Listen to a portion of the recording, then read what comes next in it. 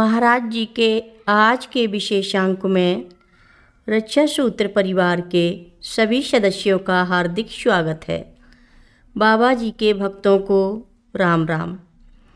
कैंची में मेरे मकान मालिक मुख्य गेट के सामने सड़क के दूसरी ओर रहते थे और आलू की खेती करते थे। कुछ दिनों में देर दोपहर जब हमें घर भेज दिया जाता था तो मेरे मकान मालिक भैरव, जो मुझसे लगभग 4 साल बड़े और एक अद्भुत इंसान थे, मुझसे मिलने आते थे।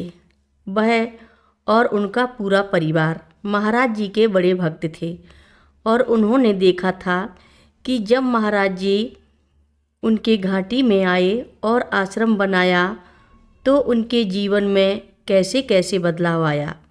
मेरे घर के पिछवाड़े वाले बरामदे से हम महाराज जी को देखते थे जब वह छत पर आते, जहाँ वह अक्सर शाम के समय अंधेरा होने तक बैठते थे। भैरव धूम्रपान करने वाले व्यक्ति थे और कभी कभी हम साथ में चरस का धुआं उड़ाते थे। इन मौक़ों पर वह जोर देकर कहते थे कि हमें सामने वाले बरामदे में बैठना चाहिए। उनका कहना था कि हालांकि महाराज जी सब कुछ जानते हैं और देख सकते हैं, वह हमारे पिता हैं और हमारे सम्मान के लिए हमें उनके सामने धूम्रपान नहीं करना चाहिए। महाराज जी 1962 के कुंभ मेले में हरिद्वार गए थे और गंगा के तट पर अपने पैर पानी में डाले बैठे थे। उनके साथ कोई बड़ी भीड़ नहीं होती थी और हालांकि उनके पास एक तंबू था, वह अधिकतर घूमते रहते थे जब वह नहीं चाहते थे कि उन्हें पहचाना जाए, तो कोई उन्हें पहचान नहीं पाता था। महाराज जी अपने कंबल में छिप जाते थे। एक भक्त 1964 में अमेरिका गया। जब वह लौटे तो उन्होंने एक किताब लिखने की इच्छा जताई। महाराज जी ने कहा, हाँ हाँ लिखो, लेकिन अभी नहीं। भक्त ने फिर भी कोशिश की लेकिन लिख नहीं पाए। जब उन्होंने अपने अनुभव के बारे में चर्चा करने की कोशिश की तो महाराज जी ने विषय बदल दिया और उनसे पूछा कि वह बद्रीनाथ क्यों नहीं गए। भक्त ने कहा कि वह हमेशा से जाना चाहते थे लेकिन अवसर कभी नहीं मिला। भक्त अपने घर लौटे और अगले ही दिन सुबह उन्हें बद्रीनाथ जाने का निमंत्रण मिला। यात्रा के दौरान वे रात में एक जगह रुके। भक्त बहुत उत्साहित थे, आधे जागे आधे सोए।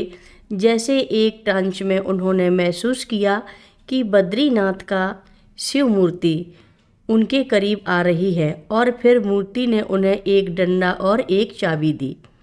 बाद में महाराज जी ने कहा, तुम किताब की बात कर रहे थे, अब लिखो। 15 दिनों के भीतर किताब पूरी हो गई। जब भक्त ने महाराज जी से उस सपने के बारे में पूछा तो वह केवल हंस दिए। महाराज जी नियम बताते थे और फिर उन्हें तोड़ भी देते थे। जब भी हम महाराज जी के साथ लंबे तीर्थ यात्राओं पर होते तो हमें कभी यह सार्वजनिक करने की अनुमति नहीं होती थी कि वह कौन है, जब तक कि कुछ विशेष लोग ना हों जिन्हें महाराज जी मिलना चाहते हों। उन लोगों को जानने की अनुमति दी जाती थी, अन्यथा कोई उन्हें पहचान नहीं पाता था। उन्हें अक्सर हमारे दादाजी या एक अमीर व्यापारी के रूप में प्रस्तुत किया जाता था। बाद के वर्षों में महाराज जी अक्सर अमरकंटक जाते थे, जो पवित्र नर्मदा नदी का स्रोत है। महाराज जी आमतौर पर अपने साथ कुछ भक्तों को भी ले जाते थे और वे अक्सर वहाँ हफ्तों तक ठहरते थे।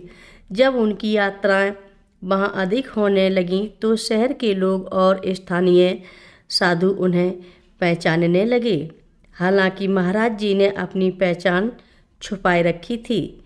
वे उन्हें केवल सेठ जी के नाम से जानते थे, जो एक अमीर आदमी के लिए एक प्यार भरा उपनाम है। हर रोज़ महाराज जी की कथाएं सुनने के लिए सभी भक्तों का धन्यवाद।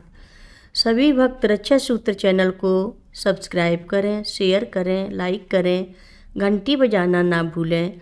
कमेंट बॉक्स में लिख भेजें जय नीव करोरी बाबा जी महाराज। सभी भक्त मिलकर बोलो नीव करोरी बाबा जी महाराज की जय जय बोलो, सिद्धि माता की जय जय बोलो, जय श्री राम बोलो।